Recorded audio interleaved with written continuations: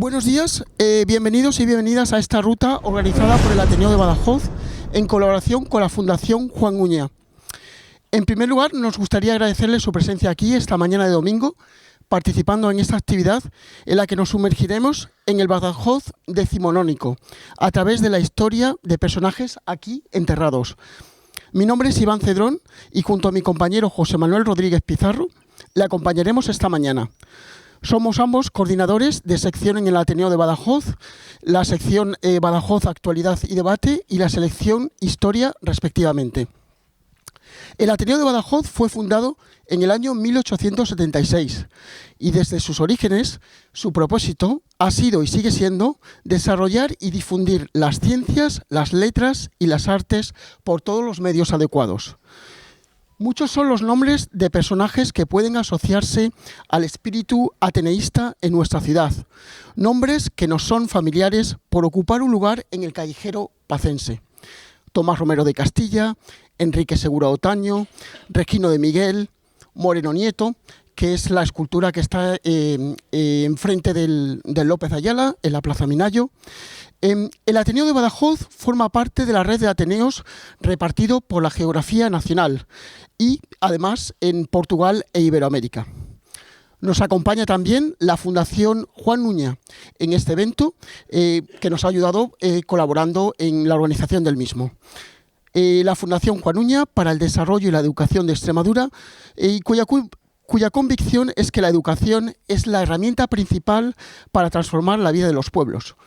Toma su inspiración de los postulados de la Institución Libre de Enseñanza, creada en el último tercio del siglo XIX, y toma como nombre el del extremeño Juan Uña, una de las figuras más destacadas de la institución, que además ocupará importantes responsabilidades en el gobierno de la época, siendo director general de Instrucción Pública.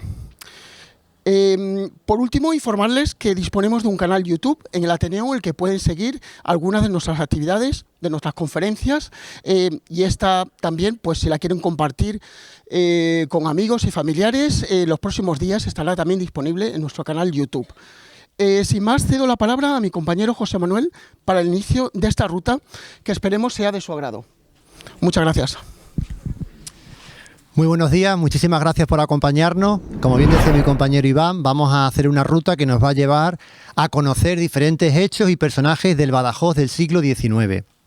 En primer lugar, queremos partir de la base de que es una actividad de divulgación histórica que se ha elaborado por parte de dos secciones del Ateneo, en la cual hemos utilizado diferentes estudios, investigaciones que se han llevado a cabo en torno a la historia de la ciudad, como por ejemplo los artículos publicados sobre el cementerio de Badajoz de Álvaro Meléndez, por supuesto los estudios sobre Tomás Romero de Castilla del profesor Manuel Pecellín Lancharro, las investigaciones que llevó a cabo la profesora Pilar Rodríguez Flores sobre las epidemias del Badajoz del siglo XIX y otros textos historiográficos como por ejemplo los libros publicados por Alberto González Rodríguez, entre otras publicaciones.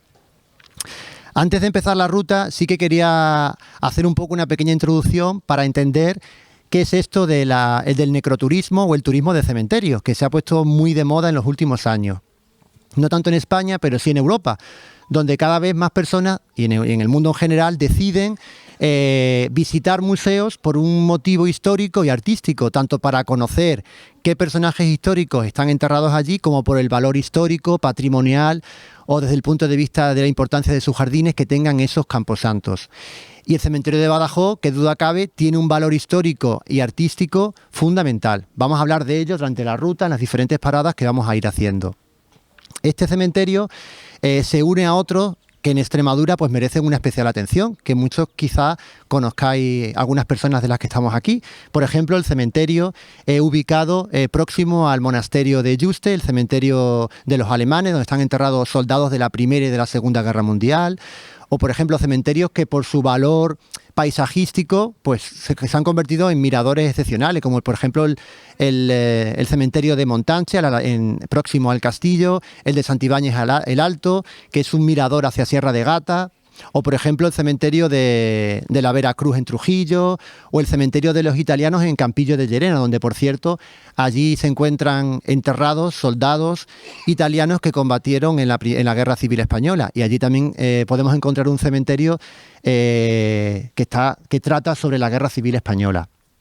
Este cementerio de Badajoz, ya lo iremos contando, trataba de dar respuesta a esa necesidad que existía en Badajoz de tener un camposanto. El cementerio más conocido quizá sea el de Père Lachaise en Francia, ¿no? Que quizá algunas personas hayáis visitado en París, y allí está enterrado uno de los pacenses más ilustres, como es el Príncipe de la Paz, Manuel de Godoy, nacido en Badajoz, en la calle Santa Lucía, con esa lápida que nos lo dice, ¿no? Y que fue el hombre más poderoso de su tiempo, el válido del rey Carlos IV, que luego cayó en desgracia y, como sabemos, murió en el exilio. Pues el Príncipe de la Paz está enterrado en el Père Lachaise, en Francia, en París, y de hecho, se hicieron gestiones cuando el bicentenario de la Guerra de la Independencia para intentar traerlo aquí, a Badajoz, porque era su deseo, según él escribió en sus memorias, y no se ha cumplido, no se ha podido hacer. Obviamente los franceses no van a dejar que un atractivo turístico como el Père Lachaise, pues dejar escapar a un personaje de la talla de Manuel de Godoy. Otros aspectos que quería citar es, hablar de este cementerio que tiene una importancia histórica, cultural, patrimonial y, por supuesto, de memoria. No podemos obviar lo que aquí aconteció. Es un espacio de memoria porque, a partir del 14 de agosto de 1936, este cementerio se convirtió, apareció en las portadas, en los periódicos a nivel internacional por la masacre que se perpetró en la ciudad a partir del 14 de agosto de 1936, tras la entrada de las tropas franquistas sublevadas, que se sublevaron ante el régimen democrático de la Segunda República. Entonces, digamos, esto, aparte de tiene un valor histórico, patrimonial, cultural, que además merecería, en mi opinión, una declaración de BIC, de Bien de Interés Cultural, por la importancia que tiene histórica y patrimonial, también, como no, un espacio de memoria por lo acontecido aquí, los fusilamientos que se produjeron en las tapias del cementerio, y porque aquí aún hay un gran número de personas, de ciudadanos y ciudadanas, que fueron fusiladas en Badajoz y enterradas en fosas comunes. Por tanto, en virtud de la Ley de Memoria Democrática aprobada por las Cortes Generales, ojalá más pronto que tarde se ha convertido en un espacio de memoria como por lo que aconteció aquí en la ciudad de Badajoz, ¿vale? La ruta vamos a hacerla, intentar que sea una ruta cortita, ¿vale? Porque hay mucho que contar, pero esto es una aproximación a algunos personajes que merecen la pena ser destacados del Badajoz del siglo XIX, ¿vale? La primera parada la vamos a hacer en la zona de los Panteones para conocer una historia singular y una leyenda que hay en torno a un joven que falleció en el último tercio del siglo XIX. La primera parada que hacemos es en la zona donde están enterradas, donde se encuentran, mejor dicho, los grandes panteones de las familias, de la élite, de la oligarquía que existió en Badajoz en el siglo XIX. Es decir, solamente fijaros cómo la muerte, algo que nos iguala a todo el mundo, pero cuando morimos, nos enterramos, también queremos demostrar esa diferenciación social entre las grandes familias, pues que cortaban el bacalao, que tenían poder político, económico, y lo querían demostrar erigiendo estos inmensos panteones que son per se pues pequeñas obras de arte, de la escultura, además pequeños templetes que nos recuerdan a los templos clásicos, es decir, tratar de emular más allá de la propia muerte que nos iguala a todos afortunadamente, ¿no? A ricos y a pobres. Bueno, pues en esta zona de grandes panteones queríamos destacar un panteón que hasta hace poco era muy desconocido y que ya cada vez se va conociendo más, que es este que se encuentra a mis espaldas, que es el que erigió una madre cuando falleció su hijo de 24 años, cuyo nombre aparece ahí, Reinerio Marcos, ¿no? Pues este joven de 24 años falleció en junio del año 1883, ¿vale? Era un joven estudiante de ingeniería de minas, perteneciente, obviamente, a una burguesía, ¿no? Puesto que podían permitirse que su hijo estudiase una carrera, unos estudios universitarios, falleció prematuramente y su madre, según cuenta la leyenda, quedó muy afligida y decidió levantar un panteón que fuese el más alto existente entonces en el Camposanto de Badajoz. ¿Para qué? Para, según la leyenda, que esa familia que vivía en la calle San Juan número 24, pudiese ver desde ahí la escultura de su hijo en lo alto de este templete, de este panteón. Y ahí aparece Reinerio Marcos, ¿no? De hecho lo pone: a la memoria de mi querido hijo. Esa esa inscripción que esa madre sufriente, que había, normal, ¿no?, decidió levantar. La madre, al parecer no, la madre murió 2 años después y quedó, bueno, como documento este inmenso mausoleo con... Además podemos ver, de hecho, que se me olvidaba, cómo este joven aparece con los aparejos propios de la que iba a ser su profesión, ingeniero de minas, ¿no? De hecho, se ve ahí parte del instrumental que él recibía y aparece casi divinizado, nos recuerda un poco a las propias esculturas grecolatinas, griegos, ¿no?, para tratar de ensalzar esa vida truncada de este joven que falleció prematuramente con 24 años, ¿vale? Aparte de explicar este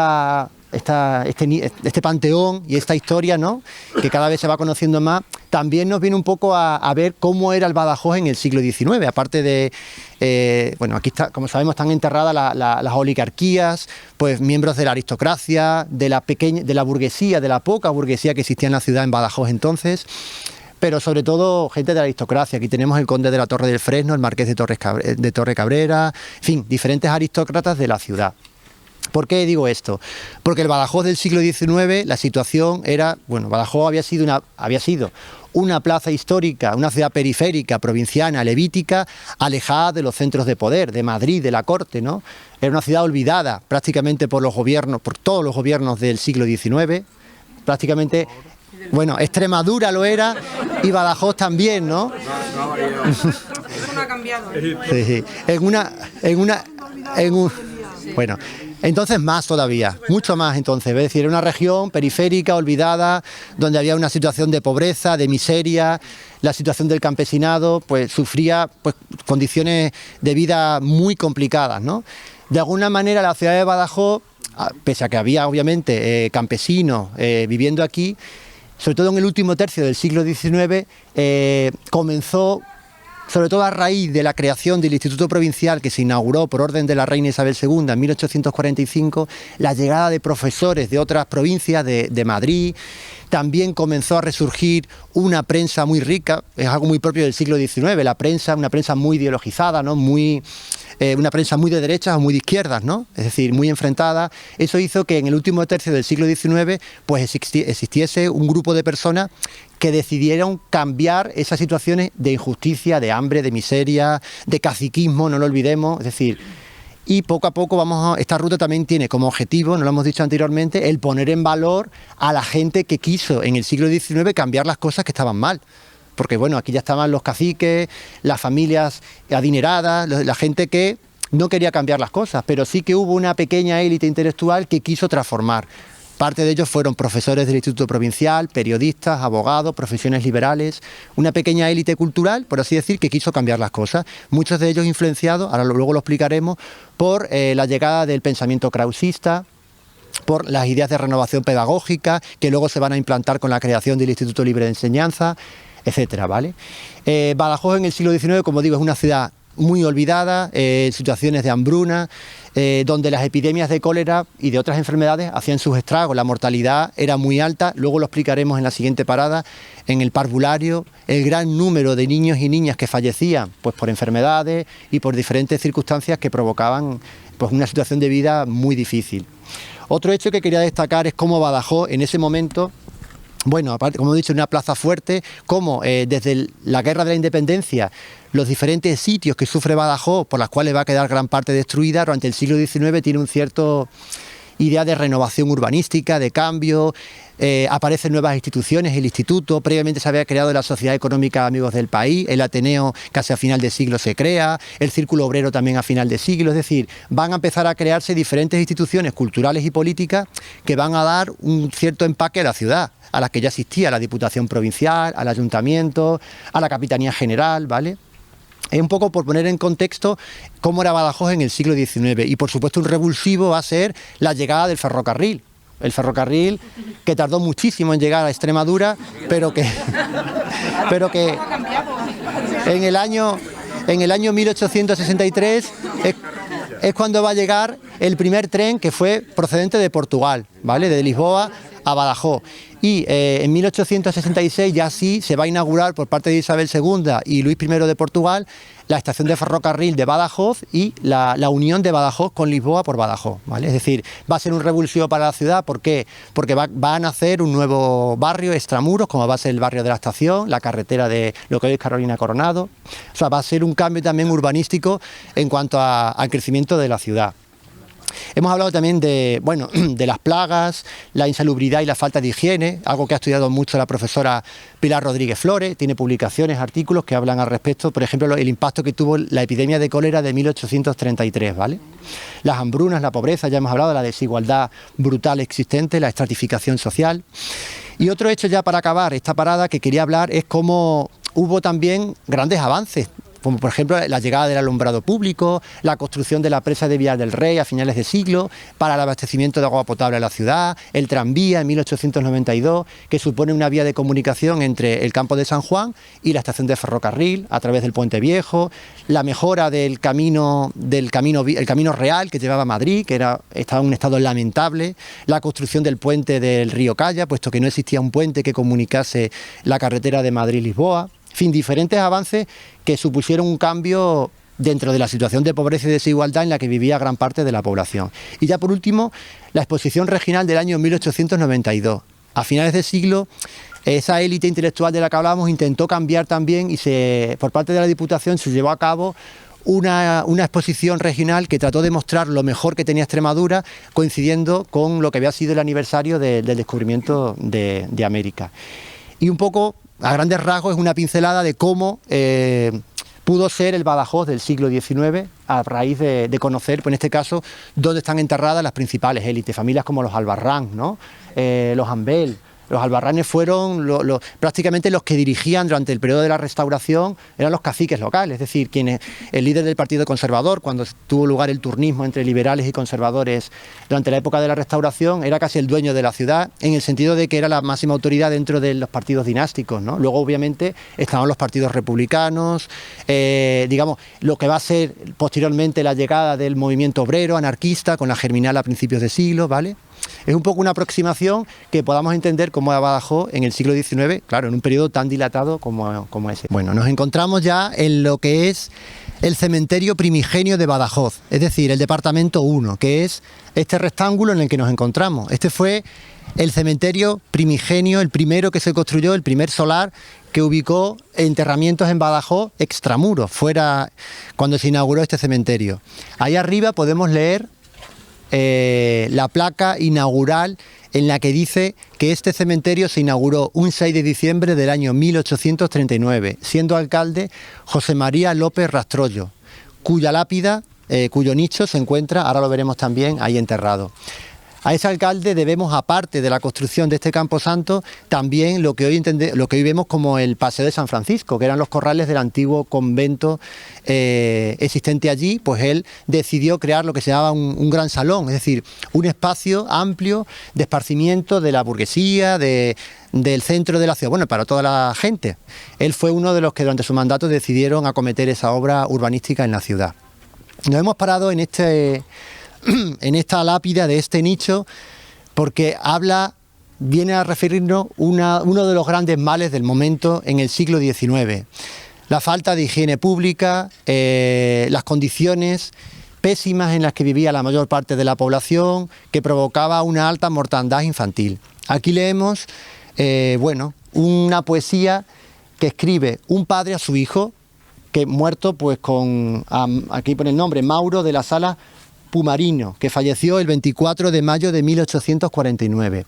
Y es una poesía muy sencilla, pero a la vez muy emotiva, que habla del dolor también de un padre por la muerte de su hijo. Y dice así, duerme niño el sueño blando en esta cuna escondida, aunque tu madre llorando por tu hermosura clamando. Quiera volverte a la vida, porque en la noche sombría de nuestra vida ilusoria no hace encontrar, alma mía, la luz del eterno día, que has encontrado en la gloria y dar puedes desde el cielo. Con esa luz soberana, gloria a tu Padre en el suelo, dar a tu madre consuelo y proteger a tu hermana. Fijaros, ¿no? Ahora nos puede parecer a lo mejor algo cursi o algo, pero tiene una carga emotiva profunda del dolor de un padre hacia la muerte, que era la tónica común en muchas familias cuyos hijos fallecían a corta edad, ¿vale? Por una alta mortandad, falta de higiene, insalubridad, problemas de enfermedades varias, y habla un poco de... Y además, tiene un valor histórico porque estamos hablando de 1849, 10 años después de la inauguración de este camposanto, con lo cual tiene un valor histórico. Alguien me preguntaba antes que explicara, es verdad, que lo voy a contar aquí, cuáles fueron los lugares de enterramientos previos a este cementerio, sobre todo durante el siglo XIX, ¿no? Bueno, como bien sabemos, los lugares de enterramiento en este país durante la época cristiana fueron terrenos sacros, próximos a iglesias, a conventos.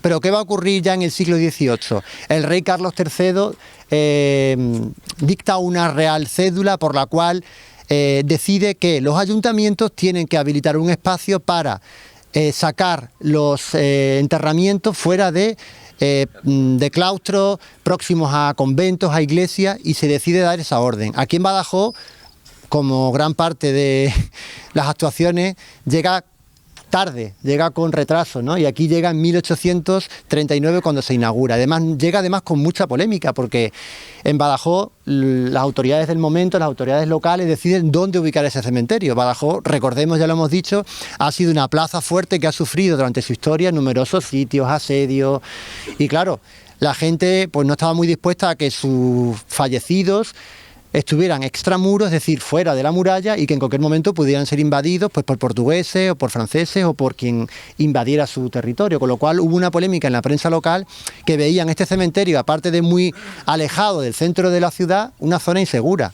Pero finalmente sí, se opta porque esté en lo que hoy la ladera del Cerro del Viento, y se inauguró ese 6 de diciembre del año 1839.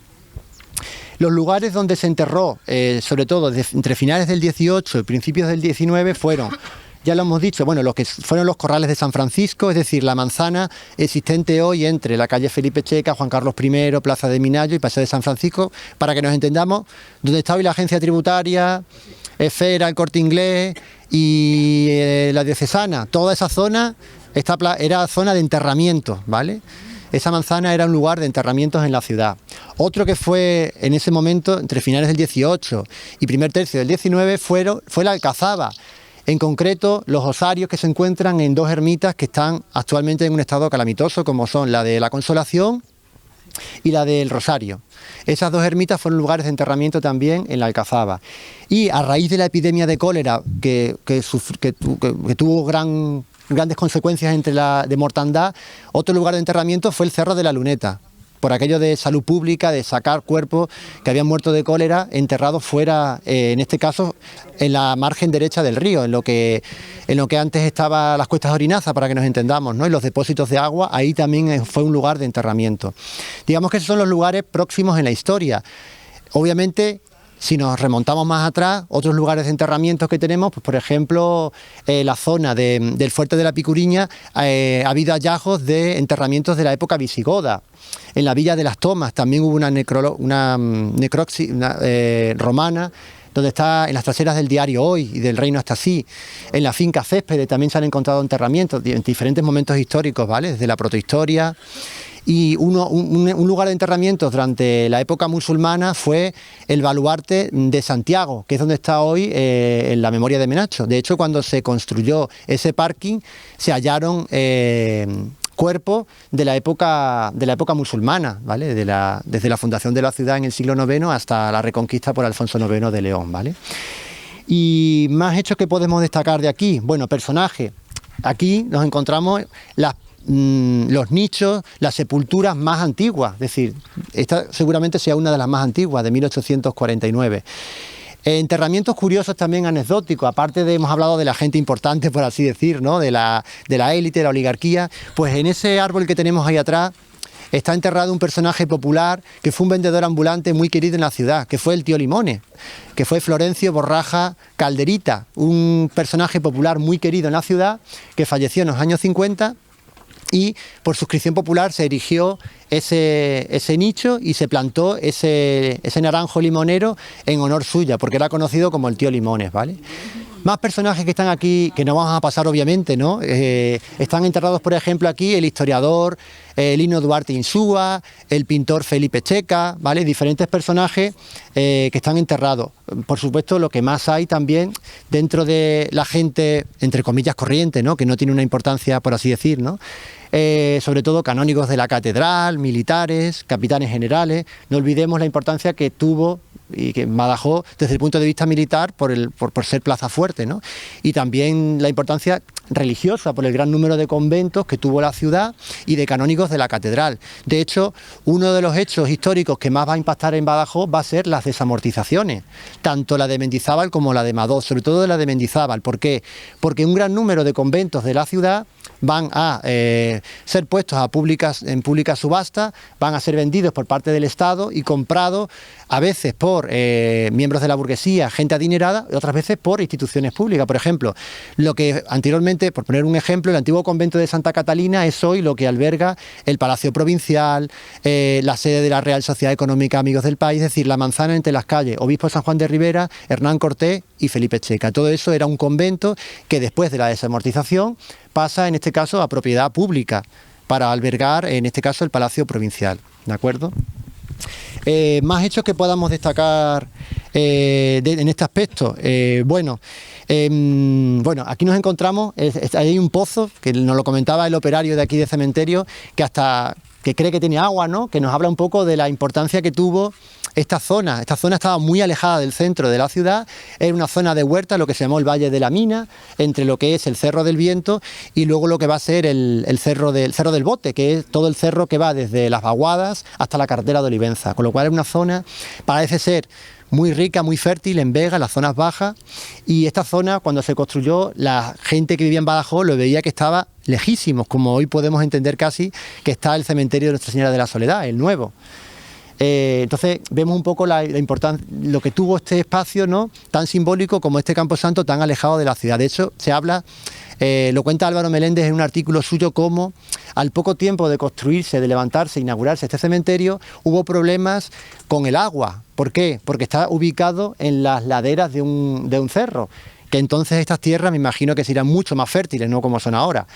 Y tuvo problemas con diferentes inundaciones que se produjeron en Badajoz con las escorrentías del cerro, que provocaron que se inundaran un número importante de nichos del suelo, ¿no? Y se habla incluso de que en los tiempos al finalizar la Primera Guerra Carlista, en torno a 1840 y algo, pues aquellos penados que tenían que sufrir penas por haber pertenecido al bando carlista, algunos de ellos vinieron a Badajoz y se les encomendó esa labor de limpiar de agua pues las zonas inundadas del Camposanto, del cementerio, como castigo por haber formado parte del bando carlista en este caso, ¿no? Puesto que ganaron, como sabemos, los liberales después del abrazo de Vergara entre Maroto y Espartero, ¿vale?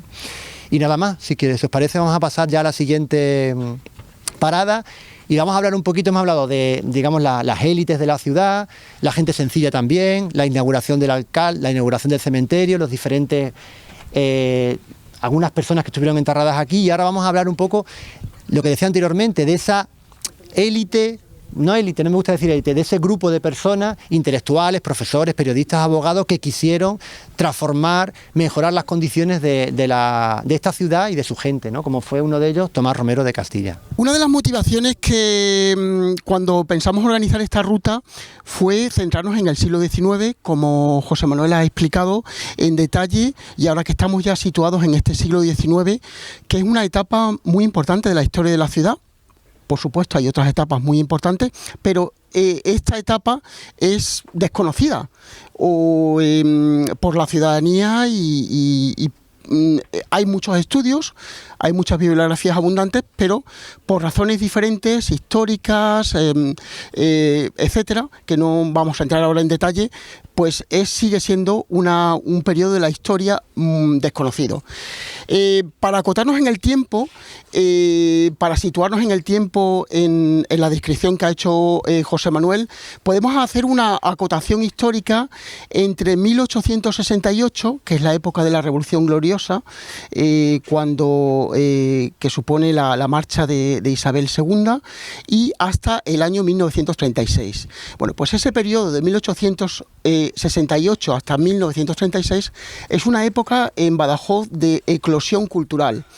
Y claro, la gran pregunta, por supuesto, que nos podemos hacer es cómo es posible que en una ciudad de provincias como Badajoz, con una serie de hándicaps que la ciudad tenía en ese momento, como ha descrito José Manuel, cómo es posible que haya una eclosión cultural tan fantástica, la cantidad de periódicos que había en la ciudad, de debates de diferentes opciones ideológicas, un pluralismo con todas las opciones recogidas de todos los sectores de la ciudad. ¿Cómo es posible que todo esto se concentrase en Badajoz, en una ciudad de provincias? Hay que remontarse, hemos mencionado de 1868 a 1966, pero hay que remontarse a una fecha clave, que es el año 1845, que es la fundación del Instituto Provincial de Badajoz, que fue la época la única institución de educación secundaria pues en Badajoz. Y ahí es donde encontramos la posible explicación de esta eclosión, de esta riqueza cultural que había en la ciudad. En 1845 el Instituto Provincial se funda y lo cual permite que haya toda una serie de catedráticos de instituto, de diferentes puntos de la geografía española, que van a converger en Badajoz, lo cual pues ahí crea ese caldo de cultivo para generar un ambiente como el que hemos descrito anteriormente. Una de las figuras importantes, ahora ya que estamos bien situados en el siglo XIX en Badajoz, una de las figuras importantes de esta época, en palabras de uno de sus mayores conocedores, Manuel Pecellín Lancharro, una de las figuras más importantes es Tomás Romero de Castilla. Aquí la tenéis, la lápida. Es probablemente de los 50 años, o sea, del mediados del siglo XIX hasta principios del siglo XX, es una de las figuras más destacadas. Sí, es su hermano. Sí, ya, es verdad que no se ve bien. Sí, don Tomás Romero de Castilla. Y su hijo José. Y su mujer Teresa, ¿no? Y su mujer Teresa, sí. No se ve bien. Sí, no se ve bien, es verdad que es también pues un aspecto importante, que cuando tenemos figuras tan destacadas, bueno, pues que las lápidas se puedan ver y visualizar, y esperemos que eso genere también una sensibilidad a la puesta en valor de estos personajes que tanto contribuyeron a la ciudad, porque al fin y al cabo de eso se trata, es como estas personas que tuvieron tanto impacto en la ciudad, que hicieron tanto por la ciudad, pues son olvidadas, ¿no? Entonces, bueno, solamente unos aspectos biográficos, breves aspectos biográficos. Tomás Romero de Castilla, aunque no nació en Badajoz, nació en Olivenza. Su padre era el señor mayor de Olivenza, vamos, el alcalde de Olivenza, pero toda su vida estuvo prácticamente, a excepción de varios intervalos, estuvo en Badajoz. Y es ahí donde se desarrolla toda su carrera profesional y toda su actividad como ciudadano. Entonces, él se forma, como muchas personas también de la época, en el Seminario San Antón, pero para él hay un momento, una etapa muy importante de su vida, que es un viaje a Sevilla, donde va a estudiar, bueno, va a estudiar en la Universidad de Sevilla. Y es allí donde va a entrar en contacto con una de las corrientes intelectuales más importantes que ha dado este país. Una corriente intelectual, cultural, uno de los mayores esfuerzos de renovación, de regeneración, pues en un siglo XIX en España que fue muy complejo, con muchas contradicciones, con muchas desigualdades, y estoy hablando de la institución libre de enseñanza, y en particular del krausismo. Pues bien, es en Sevilla donde Tomás Romero de Castilla entra en contacto con algunos de los principales animadores del krausismo en España. Concretamente, Fernando de Castro, una persona, un sevillano, que está en contacto con los dirigentes de la Institución Libre de Enseñanza en Madrid. hay un hecho que es fundamental y para el que tenemos que estar orgullosos. Cuando se funda la Institución Libre de Enseñanza, entre los primeros 100 accionistas, suscriptores, porque claro, tienen que contribuir aportando, haciendo una aportación económica para poner las bases de esta institución. Entre los 100 primeros suscriptores, accionistas de la Institución Libre de Enseñanza, hay 22 extremeños. Entonces otra vez la pregunta, ¿cómo es posible aquí en Badajoz, en Extremadura? Porque no solamente Tomás Romero de Castilla, pero hay otros krausistas extremeños que tuvieron una importancia muy destacada. Juan Uña, precisamente es la Fundación Juan Uña que nos ha ayudado también a preparar esta actividad. Joaquín Sama, bueno, hay toda una serie de personajes que van a ocupar puestos de relevancia en la Institución Libre de Enseñanza, ¿no? Bueno, pues volviendo a Tomás Romero de Castilla, que hay una revista filosófica y literaria en la que se introducen todos estos intercambios entre los krausistas extremeños y andaluces, que es la revista filosófica y literaria en la que uno de los principales animadores era el abuelo de Antonio Machado, que estaba casado con una extremeña. ¿Veis? Bueno, todas estas relaciones, todas estas sinergias que se generan, ¿no? Y como lo decía, pues es para estar orgulloso que entre los fundadores de la Institución Libre de Enseñanza, una de las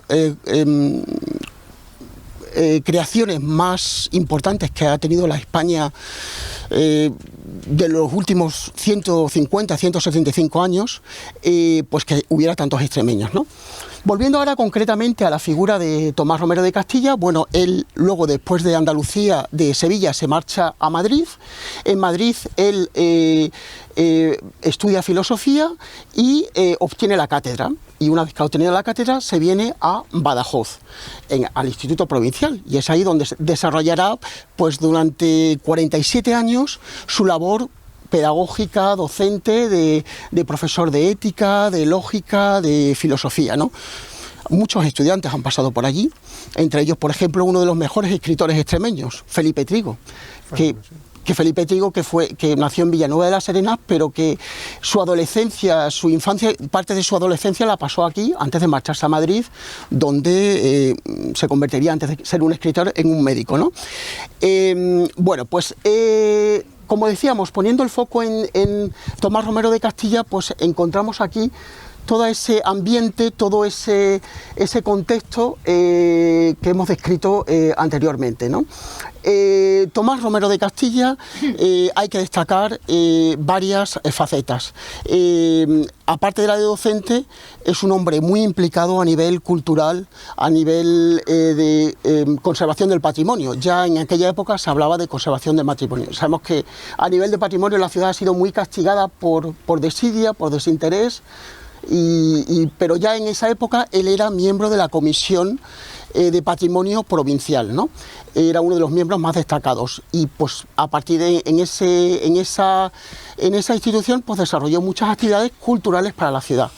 Y la tercera faceta es la de, en todo ese contexto, Tomás Romero de Castilla es una de las razones por la que tiene que ser puesta en valor y reconocido. Fue el fundador del Museo Arqueológico Provincial de Badajoz. Es el fundador, Tomás Romero de Castilla.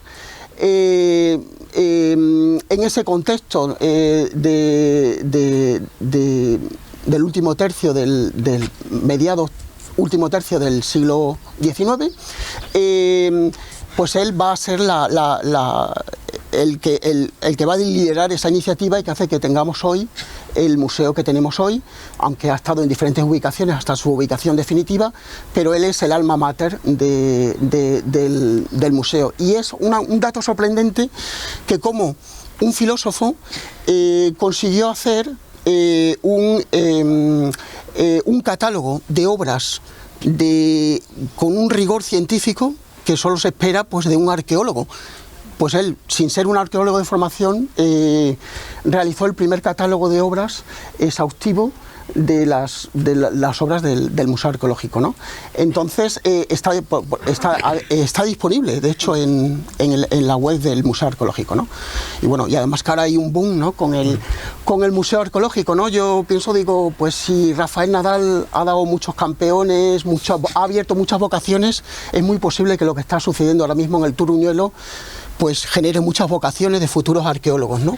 Y tenemos aquí un magnífico museo que requiere ser puesto en valor, que en estos momentos está allí un poquito detrás de la muralla, ¿no? Como se decía en la época, y bueno, pues tenemos ahí una institución cultural fantástica, de la que las últimas, lo que se ha encontrado en el Turuñuelo, pues vendrá a Badajoz, porque es donde se ha encontrado las piezas, las obras, etcétera, corresponde pues a la comunidad autónoma de decidir dónde van. Y irán pues efectivamente al Museo Arqueológico Comercial, lo cual os podéis imaginar el mundo de posibilidades y de potencialidad que abre y de puesta en el mapa de Badajoz, ¿no? Pues bien, Tomás Romero de Castilla pues es al que le debemos la fundación de este museo. El Ateneo de Badajoz, el mes pasado, por todos estos motivos que hemos expuesto, quiere proponer a la ciudadanía y ha propuesto el inicio de una campaña de suscripción popular para poner un busto en el exterior del Museo Arqueológico para conocer su legado. Su legado educativo, su legado cultural y su legado científico. Entonces, consideramos que es muy importante estar orgulloso de estas figuras que han hecho tanto por la ciudad, que han contribuido tanto y que bueno, que poco a poco vamos rescatando del olvido y poniéndoles el valor y ser referentes de compromiso ciudadano por la cultura, por el patrimonio, por la educación. Pues sin más, le cedo la palabra a Jesús Manuel, que quería hacer un apunte de lo que hemos hecho con anterioridad. Sí, bueno, aparte de lo que ha explicado Iván, vamos, muy bien relatado, ¿no? Toda la importancia que tiene Tomás Romero de Castilla, solamente añadir, bueno, en esa efervescencia cultural que existió en Badajoz gracias a la prensa histórica, a la hoy llamada prensa histórica, porque era la prensa del momento, ¿no? Tomás Romero de Castilla va a ser uno de los actores clave de esas, por así decir, discusiones ideológicas que se van a verter en la prensa del momento. Me refiero, sus posturas desde el punto de vista de la filosofía krausista, que abogan por la igualdad de todas las personas, un racionalismo puro, es decir, la razón por encima de todo, la abolición de la esclavitud, esa serie de postulados que defiende el krausismo en las teorías de Krauss, en su libro Ideal de la Humanidad, es decir, de una igualdad, racionalismo, alejado de dogmatismos de la Iglesia. Eso va a tener una traslación en la prensa del momento. Por ejemplo, en los escritos que van a existir en diferentes periódicos de la época, por ejemplo, El Avisador de Badajoz va a ser como la postura donde van a exponer los neocatólicos, los ultramontanos. Van a escribir ataques hacia los profesores del instituto que van a defender unas posturas más basadas en el racionalismo. Ese Avisador de Badajoz va a ser el altavoz, por así decir, de las posturas más reaccionarias, más ultramontanas, neocatólicas, frente al Diario de Badajoz, que va a ser la prensa, el periódico, mejor dicho, que va a recoger el sentir de todos estos librepensadores, de Tomás Romero de Castilla, con sus ideas de cambio social, de transformación, de igualdad, de racionalismo.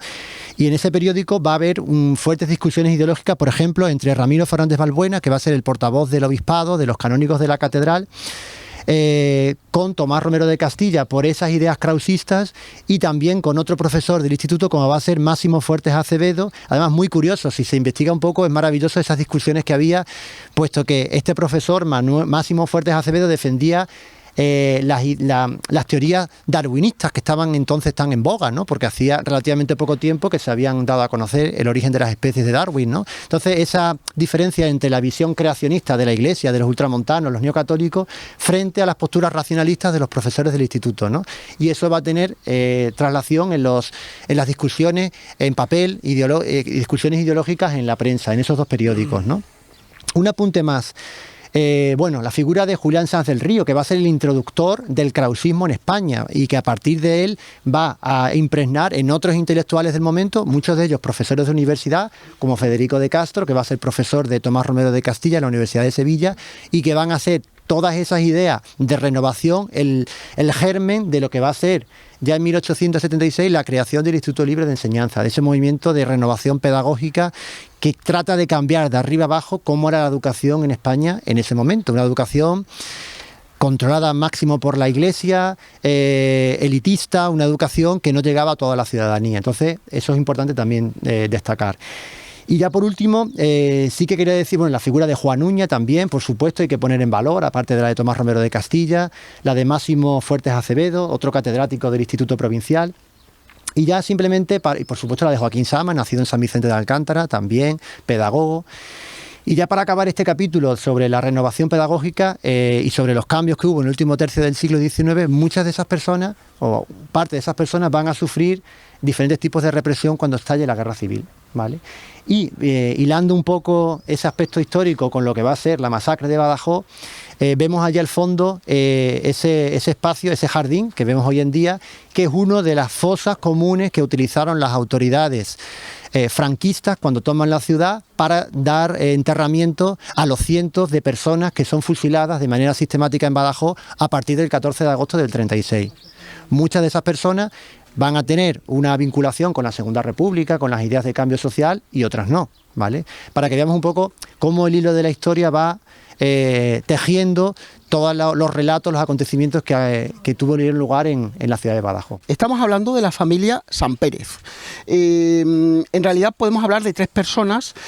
Solamente hay aquí el nombre de Pilar Sampérez, pero de quien os quería hoy hablar más en detalle es de Armengol Sampérez, que está aquí también enterrado, pero su nombre no aparece. Bueno, forma parte también de ese desconocimiento de figuras importantes, ¿no?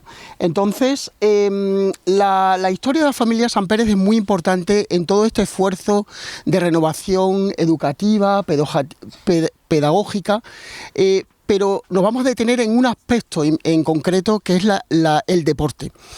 Las ideas clausistas tenían una concepción holística de la educación, el racionalismo armónico del que ha hablado José Manuel, pero era una educación integral que quería formar toda la personalidad. Y claro, el deporte es también una faceta muy importante, ¿no?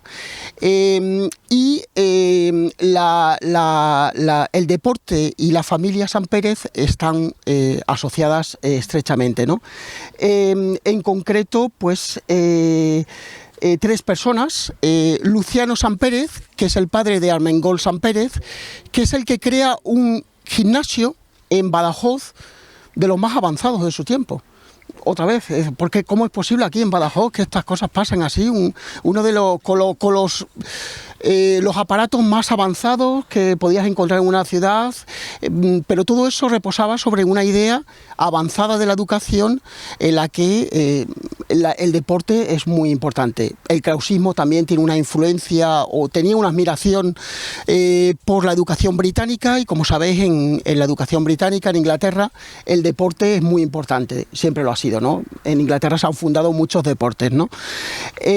Bueno, pues vamos a hablar de Luciano Sampérez, que es el padre de Armengol Sampérez y de Pilar Sampérez, ¿no? Él es el que funda el gimnasio a mediados del siglo XIX. Este gimnasio de la familia Armengol tendrá dos ubicaciones esencialmente. Una de ellas en la calle San Sisenando, el número 7, hacia la plaza de San Antón, y otra ubicación que es en la que el gimnasio será más conocido y se desarrollará pues toda esa etapa tan importante, porque estamos hablando de 50 años de la historia de Badajoz, ¿no? Entre Luciano Sampérez, Armengol Sampérez y Pilar Sampérez. La segunda ubicación del gimnasio es en donde hoy está el Colegio Santo Ángel.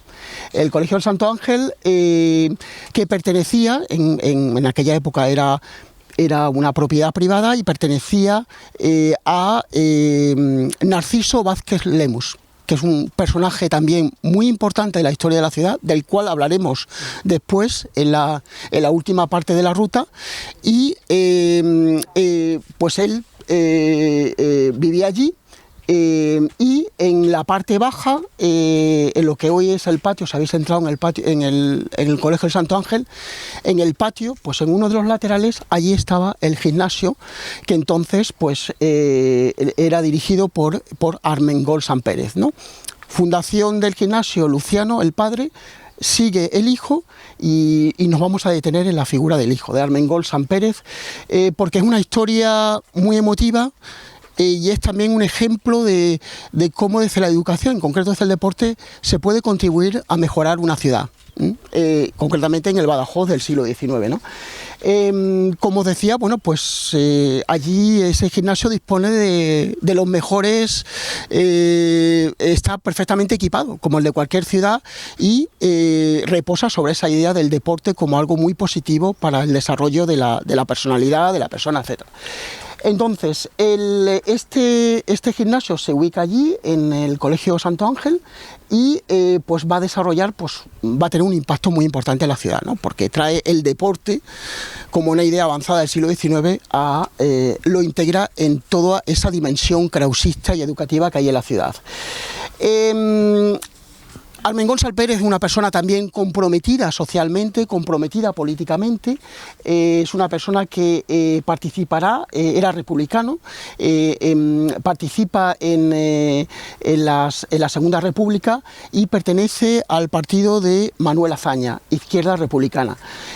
No tiene una labor política muy destacada, pero sí que es compromisario en los diferentes procesos electorales y era pues simpatizante de la Segunda República. No hay que olvidar que uno de los grandes legados de la Segunda República es la educación. Nunca se han construido tantas escuelas en tan poco tiempo y uno de los componentes de esa faceta educativa de la Segunda República es el krausismo, ¿no? Entonces, nos encontramos ya en pleno siglo XX, porque claro, Armengol Sampérez fallece en 1936 en circunstancias trágicas que luego detallaré.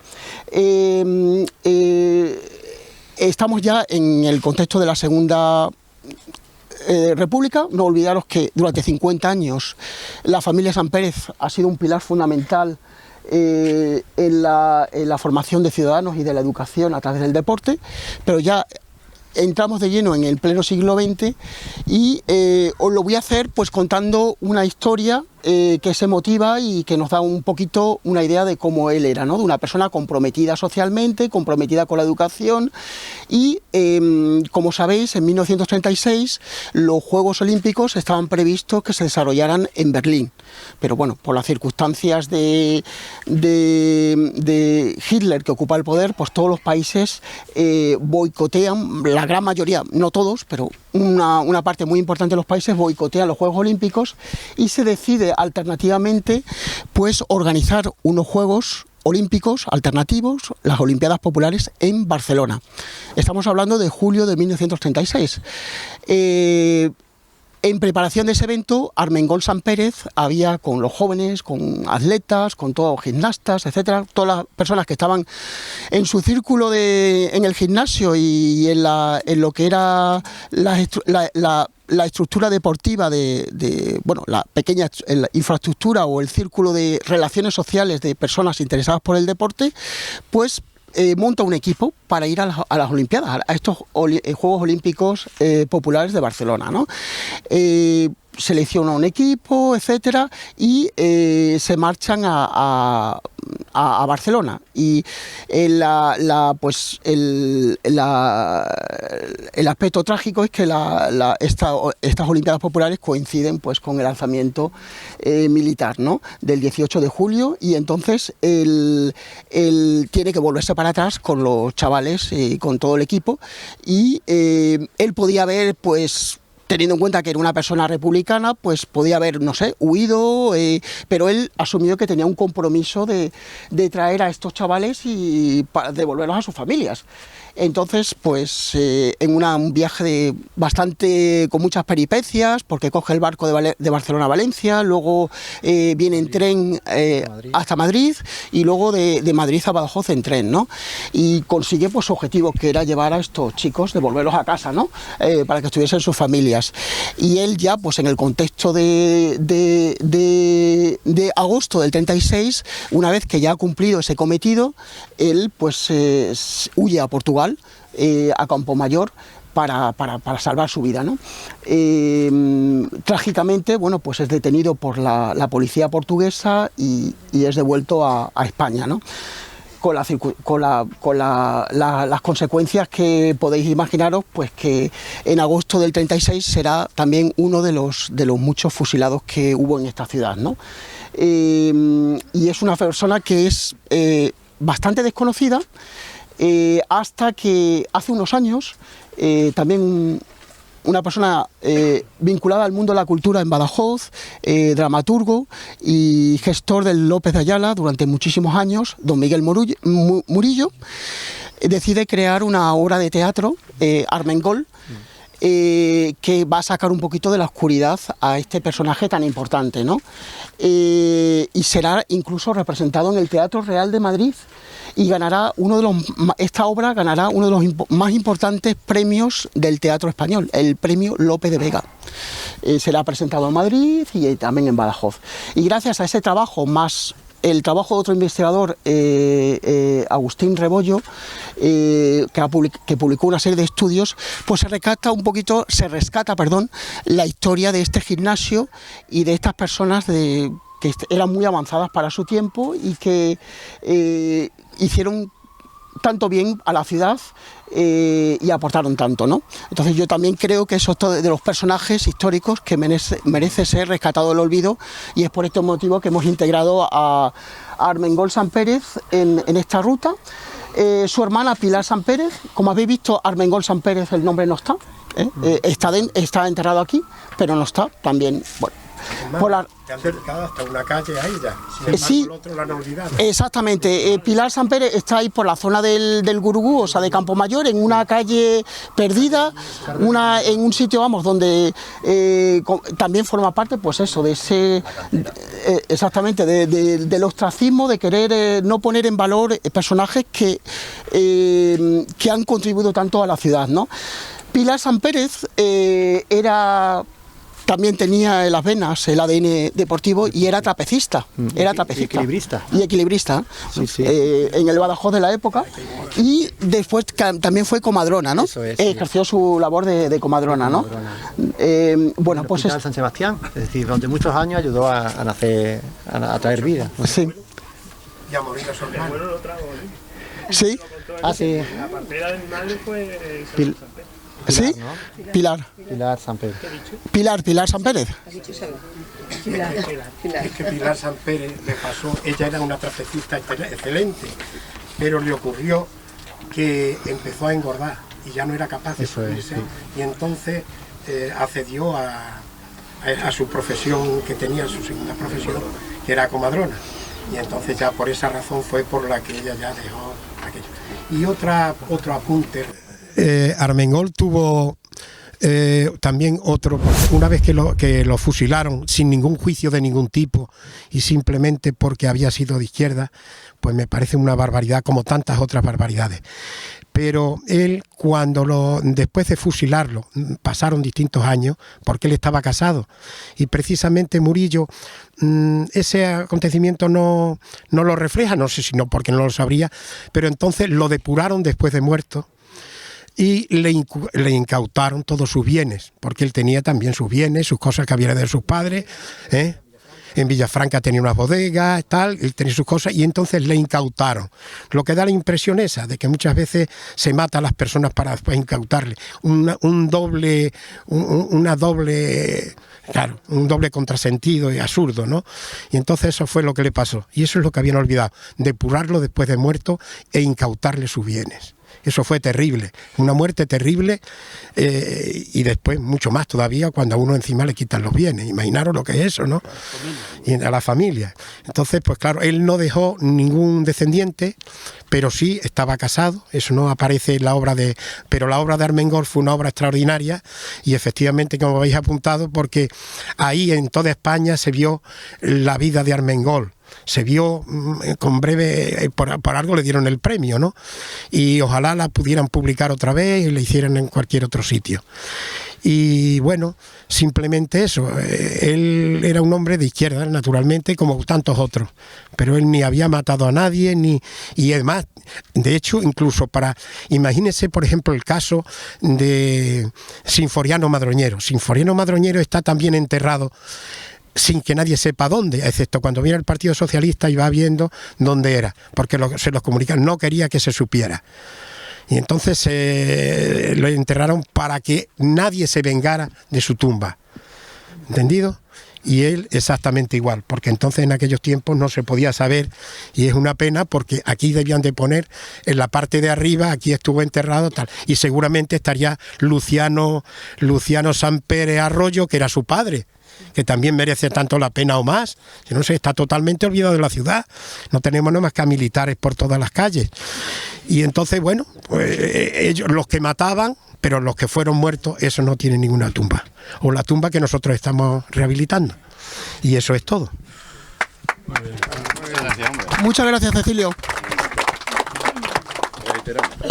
Pues ahora vamos a pasar a la última parada en la que nos centramos en un personaje esencial, penúltima, ¿no? Me refiero a personajes esenciales, y luego ya pues habrá la penúltima etapa, sí, tienes razón, la penúltima etapa en la que nos vamos a centrar en otro personaje muy importante para la historia de Badajoz, y que poquito a poquito, a través de diversas iniciativas ciudadanas, está siendo rescatada también del olvido, y estoy hablando de Carolina Coronado.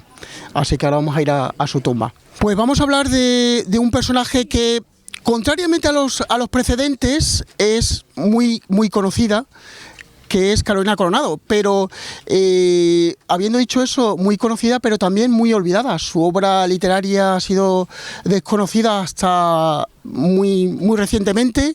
No se estudia en los institutos, las nuevas generaciones no la conocen. Claro, todo el mundo conoce la avenida Carolina Coronado, ¿no? que va a la estación de trenes, pero es interesante. Si se hace una encuesta, un sondeo a pie de calle por Badajoz, mucha gente pues dirá eso, sí, la avenida Carolina Coronado, pero nada más, sin saber nada más, ¿no? Entonces estamos ante un personaje que de dimensiones históricas muy importantes en el contexto del siglo XIX. Carolina Coronado nació en Almendralejo, no obstante, los años más importantes de su vida, los años formativos, ¿no?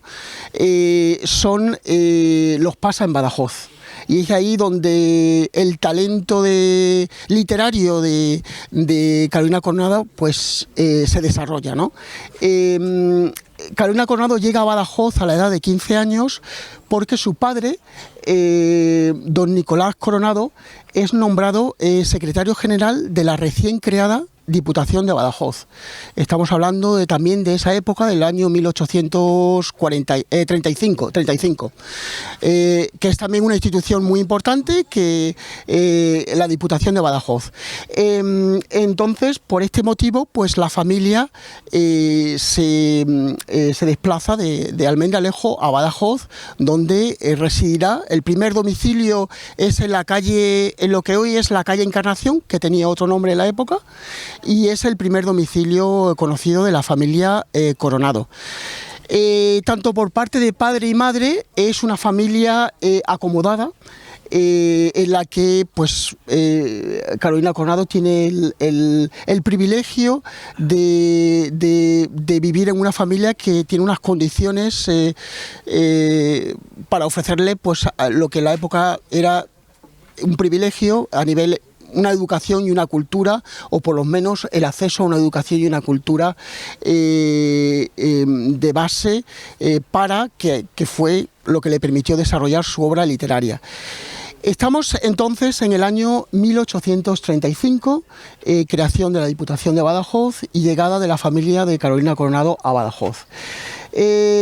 Carolina Coronado fue, aparte de todos estos mitos, mitos o imágenes un poquito fáciles de una poetisa romántica, la que todo el tema de la catalepsia, etcétera, hay toda una faceta que es desconocida y es la más interesante, ¿no? Ella en Badajoz fue también una figura muy importante en la animación de la vida cultural y educativa de Badajoz. Es ella, entonces no se llamaba el Ateneo, pero es ella realmente quien crea, podemos decirlo, el Ateneo de Badajoz, que surge con un nombre diferente, que es el Liceo Artístico y Literario. Es ella, junto a su hermano Pedro Coronado, que crea el Liceo Artístico y Literario de Badajoz. Imaginaros, como lo hemos descrito anteriormente, en un Badajoz del siglo XIX donde hay muy pocos espacios para la cultura, para la educación, para formarse, y no hablemos de posibilidades para las mujeres que están confinadas a sus tareas de hogar. La única institución relevante que hay en Badajoz, o la más importante o la más destacada, es la Sociedad Económica de Amigos del País, que se creó en 1816. Nos llegamos a 1825 y en los 15 años que Carolina Coronado va a vivir en Badajoz, va a desarrollar una actividad cultural, educativa, muy destacada. Y eso hay que ponerlo en valor por todo lo que hizo por Badajoz. La primera escuela de párvulos que hubo en Badajoz la financió con su propio dinero Carolina Coronado, en el Badajoz del siglo XIX.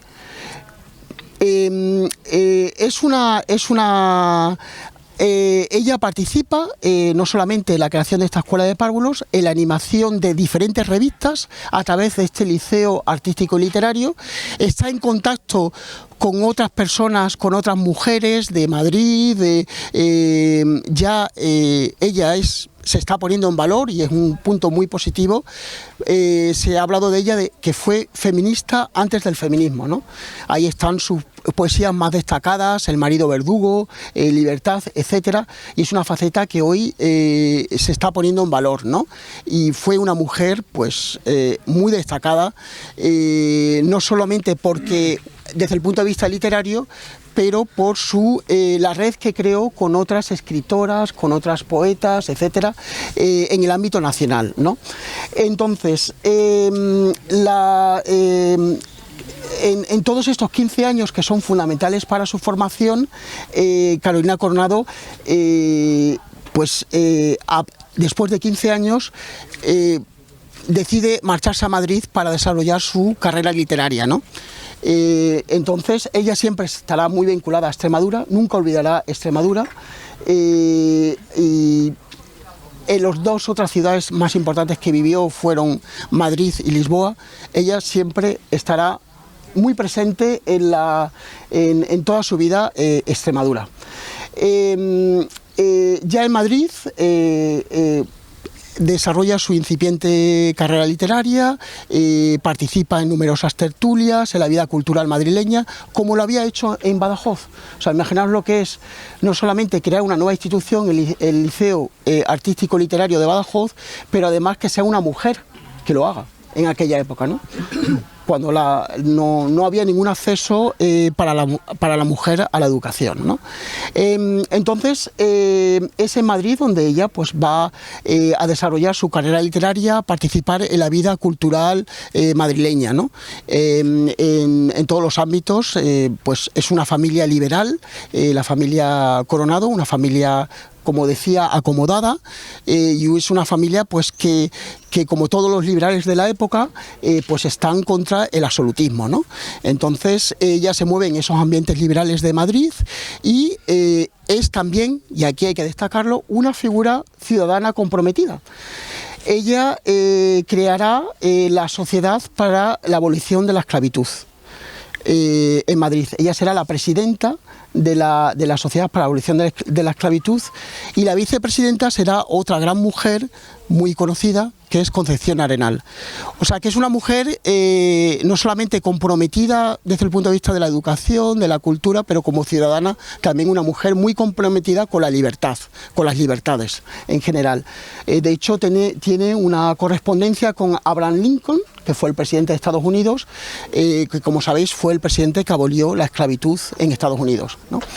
Entonces, ya os digo, es una mujer que en Madrid se mueve pues, en todos los ambientes culturales, políticos, etcétera, ¿no? Y es en ese ambiente cultural, político, intelectual, donde va a conocer a un joven norteamericano, diplomático, que se llama Horacio Perry.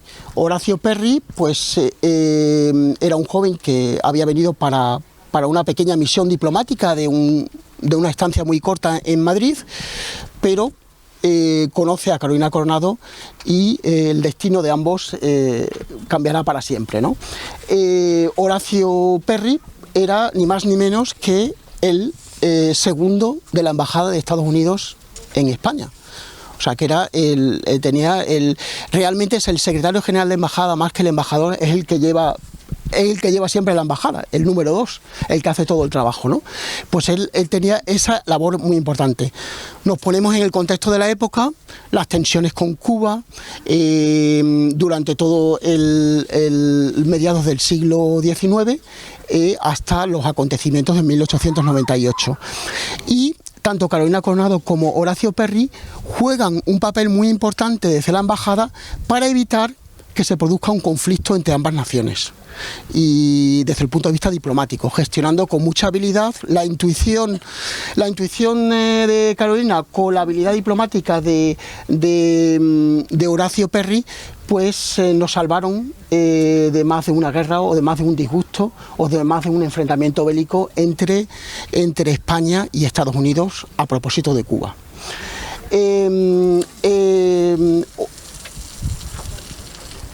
En un momento dado, Horacio Perry decide abandonar su carrera diplomática y dedicarse a los negocios. Por este motivo se van a trasladar, por motivos profesionales, estrictamente profesionales, la familia Perry Coronado, puesto que estaban casados, se trasladan a Lisboa. Horacio Perry asumirá el negocio del cable transoceánico para las comunicaciones por teléfono, etcétera. O sea, en ese momento es un negocio de futuro. Y bueno, pues después de una etapa diplomática, él se dedicará a los negocios, ¿no? En el que va a conocer tanto la fortuna como el infortunio. De hecho, la familia Perry Coronado vivió en el Palacio de Mitra, que está en las afueras de Lisboa, que lo podéis visitar si buscáis en Google, que es un palacete que por supuesto hoy pertenece a otras personas, a otros particulares, pero que lo podéis visitar, y allí vivieron 37 años. O sea, Carolina Coronado vivió 37 años en Lisboa. Digo Carolina Coronado porque Horacio Perry falleció antes. Y entonces aquí tenemos el entramado, no solamente la mujer activista, ciudadana, que hizo tanto por Badajoz, que se involucró en la vida de Madrid, pero también es una mujer puente, es una mujer que admiraba profundamente a Portugal. Hay una poesía maravillosa que la podéis ver luego si queréis, y os invito a leerla, es La amapola de la raya. Es una poesía preciosa que ilustra ese amor, esa pasión, esa admiración que tenía ella por Portugal como país, o sea que ella es también una iberista, una lusófila, y estamos ahí, pues esa conexión entre Extremadura y Portugal, tan importante, ¿no? Carolina Coronado, y termino con esto, tuvo una vida muy longeva, muy inusual para la época, falleció con 90 años en 1911. Nació en 1820 y falleció en 1911, o sea que ha atravesado todo el siglo XIX y conoció el principio del siglo XX. falleció en enero de 1911 y sus restos serán trasladados a España, como era su deseo, junto a los de su marido, que ya había fallecido anteriormente. Hacen el viaje en tren, la familia, la hija Matilde creo que era, de Carolina Coronado, hace el viaje en tren de Lisboa a Madrid. En aquella época había un tren de Lisboa a Madrid. Ahora esperamos que no tarde tener otro tren otra vez, 100 años después, que tengamos otra conexión ferroviaria con Lisboa. Y será recibida con todos los honores, porque claro, Carolina Coronado era una personalidad literaria muy destacada, ¿no? Aunque ella abandonó su carrera literaria, porque luego, bueno, pues se casó, tuvo hijos, etcétera, pero siempre estuvo ahí, ¿no? Más o menos pues escribiendo, aunque no con la intensidad que ella hubiera deseado. Llega a Badajoz con todos los honores en enero de 1915 y es aquí donde hay que mencionar un hecho muy importante. La familia Perry Coronado está completamente arruinada porque los negocios del cable transoceánico van mal porque Horacio Perry, un hombre de negocios, un emprendedor, tiene que confrontarse a los monopolios de otras empresas muy potentes que le van a quitar la concesión que tiene. Entonces acaban en la absoluta ruina y el Palacio de Mitra, que podéis visitar en Lisboa, pues vive hasta su muerte, pero ya no le pertenecía. Entonces llega aquí, pues la familia no tiene medios económicos y será el Ateneo de Badajoz quien se hará a cargo de toda la gestión del entierro, del traslado hasta aquí y también del velatorio, etcétera, toda la gestión del entierro, que el velatorio se tuvo lugar en el Hospital Provincial de Badajoz, el Hospital San Sebastián, y será el Ateneo pues el que un poquito en reconocimiento a esa fundadora de lo que entonces se llamaba el Liceo Artístico y Literario de Badajoz, pues asume y se hace cargo de toda la gestión para que sea enterrada dignamente. Y aquí encontramos la lápida de Carolina Coronado y de Horacio Perry. Pues esta es un poco la historia. También creo que, bueno, por último, para concluir, habéis seguramente oído por los medios, desde hace 1 año y medio hay una campaña ciudadana que ha movilizado a numerosos colectivos de la ciudad. Es impresionante la recepción que hemos tenido a nivel educativo, de los centros educativos, de todas las instituciones culturales de Badajoz han apoyado esta iniciativa, una campaña ciudadana para que la estación de Badajoz lleve el nombre de Carolina Coronado, en reconocimiento por todo lo que hizo por la ciudad y también por una figura que es puente entre Extremadura y Portugal. Yo creo que sería muy bonito, muy simbólico, una cosa muy fuerte, que cuando podamos otra vez estar conectados con Lisboa, de aquí a 1 año aproximadamente, porque está en obras, lo podéis creer o no, pero está en obras, pues que la estación lleve ese nombre de Carolina Coronado como una embajadora, un puente entre España y Portugal, entre Extremadura y Portugal. Entonces estamos en ello, os invitamos a apoyar esa iniciativa y vamos dando los pasos poco a poco, pero de memoria no se recuerda una iniciativa que haya generado tanto entusiasmo, tanta movilización, ya os digo, de centros educativos, no solamente la margen derecha, pero los históricos, el Zurbarán y el Braganza, que son herederos del Instituto Provincial del que hablábamos antes, una movilización ciudadana muy importante.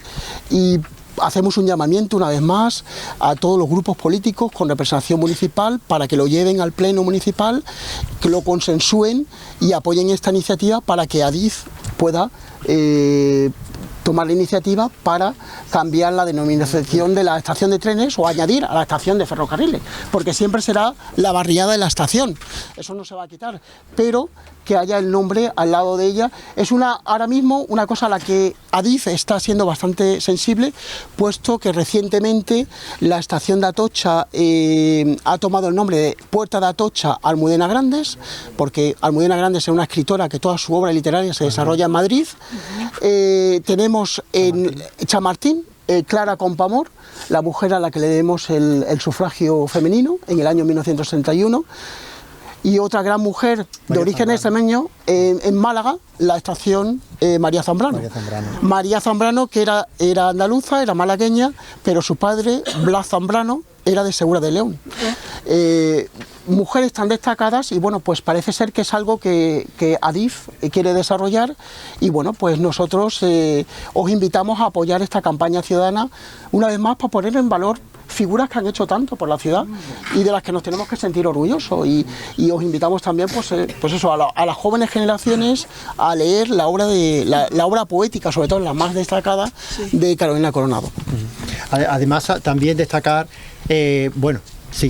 simplemente si queremos ahondar en la figura de Carolina Coronado, como bien ha explicado detalladamente Iván, toda su trayectoria poética, literaria, activista en defensa de los derechos de la mujer, de la abolición de la esclavitud, podemos recurrir a los estudios, a las investigaciones, a las biografías que han hecho tanto Isabel María Pérez como Carmen Fernández Daza, la hija del Marqués de la Encomienda, que es de Almendralejo. Bueno, ya ella también ahora la Marquesa de la Encomienda, una mujer, una bibliófila, una estudiosa del siglo XIX y en concreto de la figura de Carolina Coronado. Entonces, Carolina Coronado es una de las figuras que ha sido bastante denostada, sin mérito, porque es que es una mujer cuya obra literaria tiene una importancia dentro del movimiento del romanticismo español del siglo XIX, que muchas veces se le ha echado por tierra como que era una obra sin valor literario, cuando sí lo tiene y mucho, ¿no? A la altura de otros grandes poetas del Renacimiento, como Rosalía de Castro, y sobre todo el resurgir de las mujeres del siglo XIX, Rosalía de Castro, Gertrudis Gómez de Avellaneda, Cecilia Boldefaber, que utilizó el seudónimo de Fernán Caballero, como bien sabéis, ante la dificultad que tenía la mujer de publicar su obra, la mujer literaria. Entonces Carolina Coronado da un paso al frente y defiende con ahínco el derecho de la mujer a la educación y a la cultura, de todas las mujeres, con lo cual es poner en valor esa parte activista, como bien ha dicho Iván, de defender el feminismo cuando no existía el feminismo. Ella fue más que adelantada a las luchas que vendrán después por los derechos de todas las mujeres, derecho a la educación en este caso, ¿no? O por supuesto Emilia Pardo Bazán también, ¿no? Otra de las grandísimas mujeres del siglo XIX español, ¿no? Simplemente ese apunte, ¿eh? Y para concluir,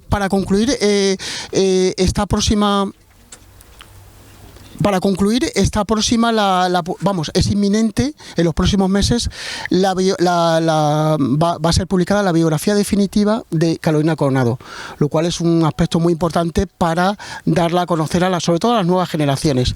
Son las dos biógrafas, Isabel María, Pérez María y Carmen Fernández Daza, que han trabajado conjuntamente había dos biografías, cada una había hecho una biografía y han decidido fusionarla para hacer lo que se considerará seguramente por los estudiosos la biografía definitiva de Carolina Coronado. Todavía no está en imprenta, pero bueno, es una cosa que no debería de tardar mucho para que esté disponible para el gran público. Pues sin más, ya vamos a la última parada.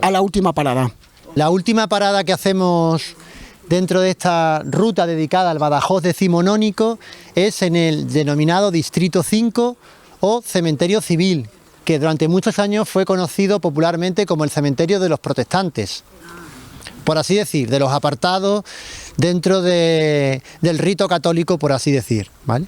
El origen de este sector del cementerio nos tenemos que remontar a los gobiernos de la Restauración. Recordemos, ¿no? Alfonso XII, la Constitución de 1876, esa política de turnismo en la que conservadores y liberales se van alternando en el poder con elecciones que son fraudulentas, pero que generan estabilidad política. Pues bien, muerto Alfonso XII, durante la regencia, antes de la muerte de Alfonso XII, uno de los gobiernos liberales dicta una orden por la cual en cada ciudad los cementerios de las ciudades o de los pueblos de más de 600 habitantes tendrán que habilitar un espacio para aquellas personas que no quieran ser enterradas bajo el rito católico. En Badajoz, obviamente, se toma esa decisión y se decide crear un sector del cementerio que se había fundado décadas atrás para que pudieran ser enterradas no solamente personas, por así decir, ateas o que no quisiesen ser enterradas bajo el rito católico, sino por supuesto personas que profesasen otra religión como protestantes, judíos, etc. Esto es lo que ocurre con este espacio en el que nos encontramos, el Distrito 5, Cementerio Civil, en virtud de esa ley del año 1883, se crea, ¿no? Además, esa ley dice que tienen que quedarse estos espacios en localidades de más de 600 habitantes y también en aquellos municipios que fueran cabecera de comarca, ¿vale? Tienen esa obligación legal de tener ese derecho las personas que no quieran ser enterradas por el rito católico, ¿vale?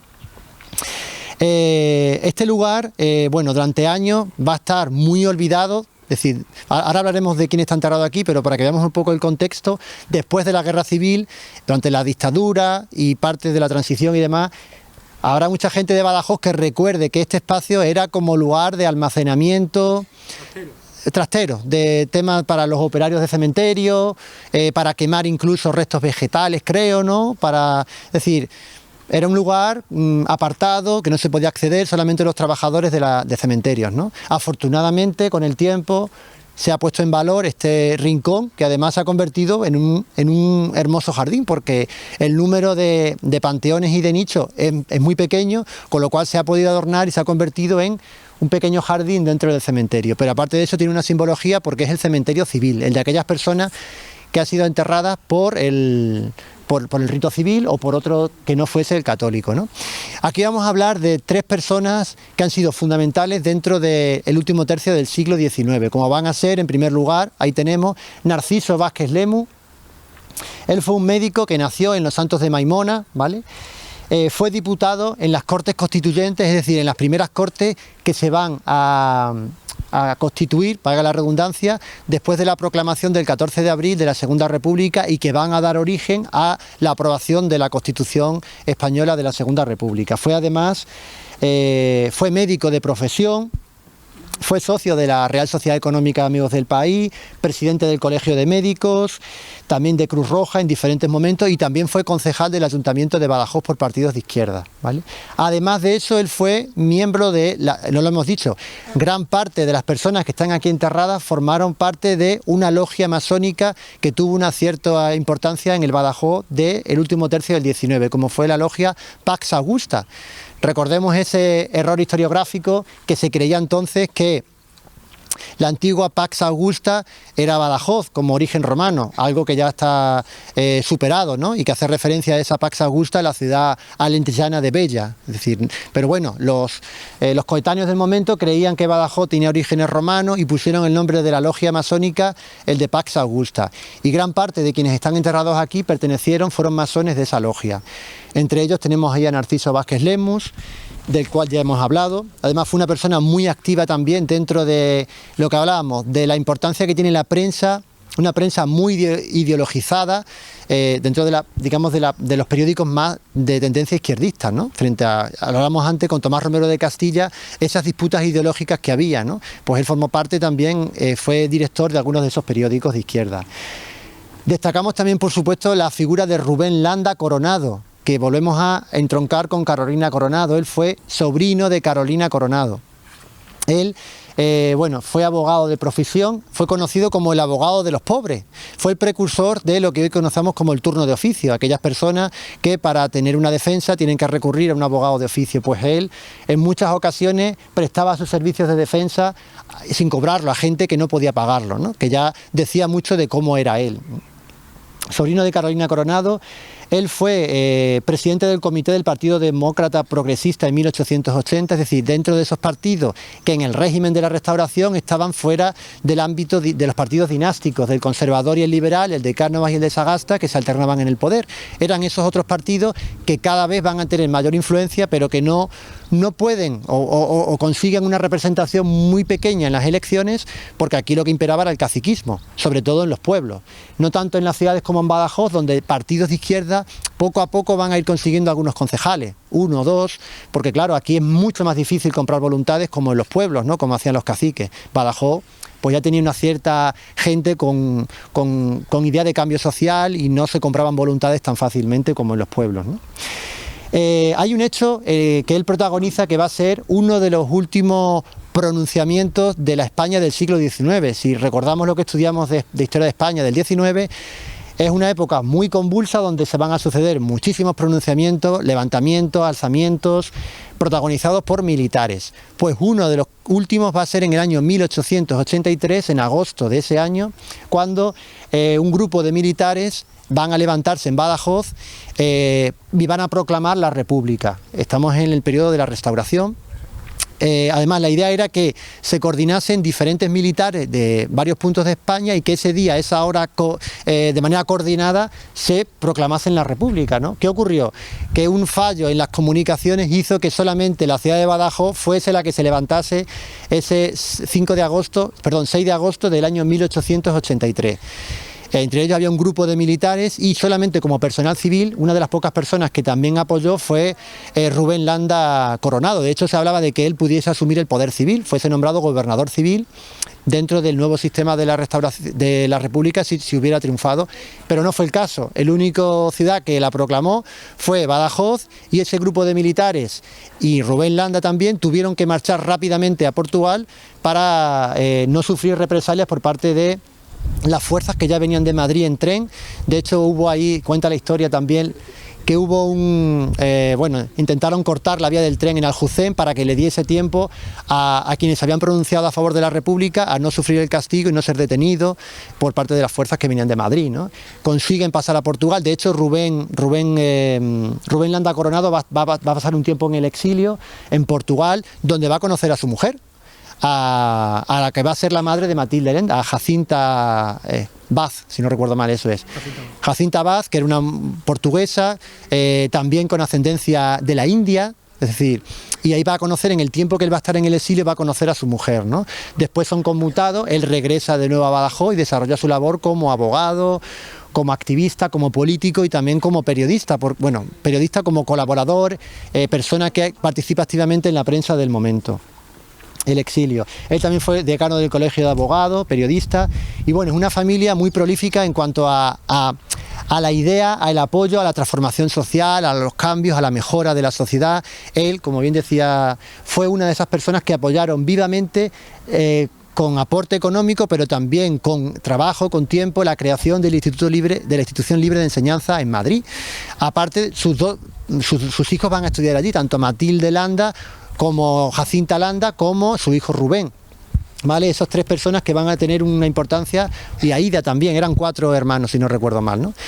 Bueno, esos cuatro hermanos van a tener una importancia fruto de esa educación transformadora que van a recibir en Madrid dentro de la Institución Libre de Enseñanza, ¿no? Matilde Landa, que se va a convertir en maestra, en profesora, en pedagoga también. En Matilde Landa, un personaje que cada vez es más conocido y que se ha convertido en una mujer activista, una mujer que defendió los derechos de la clase trabajadora por encima de todo, además traicionando a su pertenencia a una clase burguesa, porque no podemos negar que la familia Landa pertenecía a una burguesía acomodada dentro de la ciudad. Pudieron estudiar, sus hijos eran de unas profesiones liberales que podían permitirse algo que la mayoría de la población en Badajoz no podía hacer, como era recibir estudios secundarios y universitarios, ¿no? Matilde Landa va a renunciar, recordando mucho su historia, ella va a marchar a Madrid, va a estudiar ciencias naturales, se queda allí, se implica más activamente durante los años de la Segunda República en la defensa de la clase trabajadora. Después, una vez que comienza la Guerra Civil, en el Socorro Rojo Internacional, en el Partido Comunista, y una vez que el final de la Guerra Civil, ella es capturada, ella no huye de Madrid, es encarcelada en Ventas y después pasa a la prisión de Palma de Mallorca, donde muere en unas circunstancias en las que ella previamente había sufrido un chantaje, según el cual, pues si no se convertía, si no era bautizada, pues iban a sufrir castigo los hijos de las presas que ella además atendía. Ella era una mujer muy servicial que apoyaba de apoyo a las presas que estaban encarceladas por motivos políticos o de otra índole en Palma de Mallorca, y finalmente acaba tirándose de una torre antes de ser bautizada. Es decir, una historia de una mujer con una capacidad de lucha, de transformación y de defensa de las clases desfavorecidas y populares, que merece la pena destacar, conocer, sobre todo entre las nuevas generaciones, ¿vale? Y por supuesto tenemos que destacar a Rubén Landa Vaz, que él participó también se ha convertido en uno de los grandes pedagogos del siglo XX, es decir, también tuvo que exiliarse. Bueno, fue alumno de Tomás Romero de Castilla en el Instituto Provincial, después marcha a Madrid, estudia en la universidad y se convierte en uno de los grandes pedagogos. Después de la Guerra Civil se exilia y en México pues desarrolla una importante labor como pedagogo, ¿no? Otro de los personajes que están enterrados, hemos hablado de Narciso Vázquez Lemus, de Rubén Landa, y también vamos a hablar de Isidoro Osorio Sánchez Valladares, que digamos que son estos tres, esta tríada de personajes de esa gente que quiere cambiar las cosas en Badajoz, ¿no? Isidoro Osorio fue abogado, diputado también provincial, de la Diputación Provincial, concejal, fue director de periódicos como La Crónica, La Región Extremeña, y fue socio de La Económica, y también formó parte de la logia de la Pax Augusta, de la logia masónica existente aquí, ¿vale? Más que podamos contar, bueno, al fondo no vamos a ir, pero en esa zona de nicho yo os invito a, cuando tengáis tiempo, conocer toda la simbología que hay presente de personas que están enterradas ahí y que eran masones. También tenemos cristianos. No olvidemos que después de la Guerra Civil esto se trata de borrar la huella de quienes estuvieron aquí.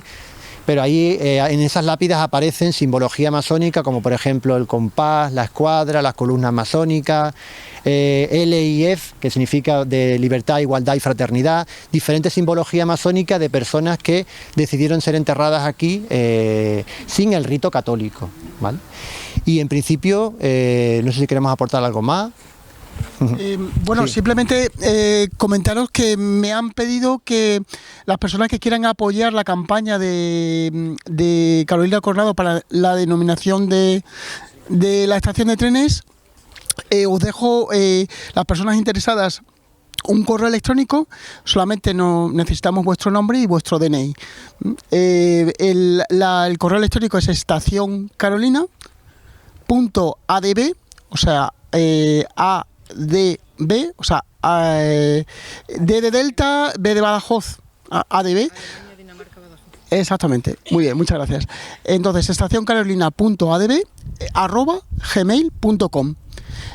Y recordaros que el Ateneo de Badajoz tiene un canal YouTube en la que, como lo he dicho al inicio de la actividad, podéis encontrar algunas conferencias si son de vuestro interés para visualizarlas, y esta actividad estará disponible en YouTube en los próximos días. Oye, muchísimas gracias.